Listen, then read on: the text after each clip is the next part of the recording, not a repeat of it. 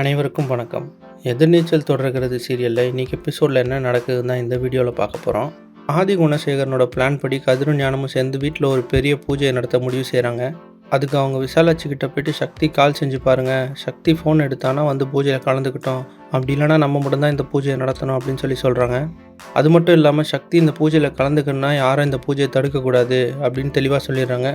அதுக்கப்புறம் பூஜைக்காக வீடை சுத்தம் செய்ய சொல்லிட்டு அதுக்கான ஏற்பாடு ஆரம்பிக்கிறாங்க. அந்த நேரத்தில் தர்ஷினி வீடை தொடச்சிட்டு இருக்கிறாங்க.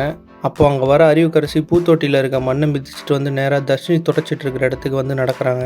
இதனால் தர்ஷினிக்கும் அறிவுக்கரசிக்கும் இடையே பெரிய வாக்குவாதம் நடக்குது. அந்த சண்டையோட சத்தம் கேட்டு தர்ஷனும் வராரு. அதே சமயம் கதிரும் ஞானமும் அங்கே வந்து அறிவுக்கரசிக்கிட்ட வாக்குவாதம் பண்ணுறாங்க. அப்போ கதிர் வந்து அறிவுக்கரசியை வீட்டை விட்டு வெளியே போ அப்படின்னு சொல்கிறாரு. என் தங்கச்சி வாழ்க்கைக்கு ஒரு முடிவு தெரியாமல் நான் இங்கேருந்து போக மாட்டேன் அப்படின்னு உறுதியாக சொல்கிறாங்க. அது மட்டும் இல்லாமல் சட்டப்படி என் தங்கச்சி தான் தர்ஷனோட பொண்டாட்டி அப்படின்னு எல்லாருக்கும் முன்னாடியும் சொல்லிடுறாங்க. இதுக்கு நடுவில் கிச்சனில் விசாலாட்சி, நந்தினி, ரேணுகாலாம் பேசிகிட்டு இருக்காங்க. அப்போ ரேணுகா பயத்தோட சக்தி இல்லாமல் இந்த பூஜை எப்படி நடத்த போகிறோம், இந்த பூஜையில் என்னென்ன பிரச்சனை வரப்போகுது அப்படின்னு கவலைப்படுறாங்க. அதுக்கு விசாலாட்சி அவங்க என்ன செய்யணும்னு நினைக்கிறாங்களோ செய்யட்டும், இனிமேல் நம்ம என்ன செய்யணும் அப்படின்றத நம்ம பார்த்துக்கலாம் அப்படின்னு சமாதானப்படுத்துகிறாங்க. இதுக்கு நடுவில் இன்னொரு பக்கம் ஆலிவர் தேவசகாயம் ஜனனியை தொடர்ந்து தேடிட்டு இருக்கிறாரு. எங்கே போனாலும் அவங்க பின்னாடியே ஃபாலோ பண்ணிட்டு போகிறாரு. ஒரு கட்டத்தில் ஒரு துணி கடைக்கு போகும்போது அங்கே ஆலிவர் தேவசகாயம் துப்பாக்கி எடுத்து ஜனனியை சுட முயற்சி பண்ணுறாரு. இதெல்லாம் வச்சு பார்க்கும்போது ஆலிவர் தேவசகாயம் நோக்கம் ஜனனியை கடத்துறது இல்லை, நேராக கொலை பண்ணுறது தான்.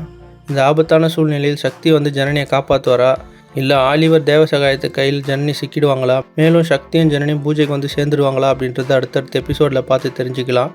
இந்த மாதிரி எதிர்நீச்சல் தொடர்கிறது சீரியல் அப்டேட்ஸ்க்கு நம்ம சேனலை சப்ஸ்கிரைப் பண்ணுங்கள், வீடியோவை லைக் பண்ணுங்கள், ஃப்ரெண்ட்ஸ் அண்ட் ஃபேமிலிக்கு ஷேர் பண்ணுங்கள். நன்றி.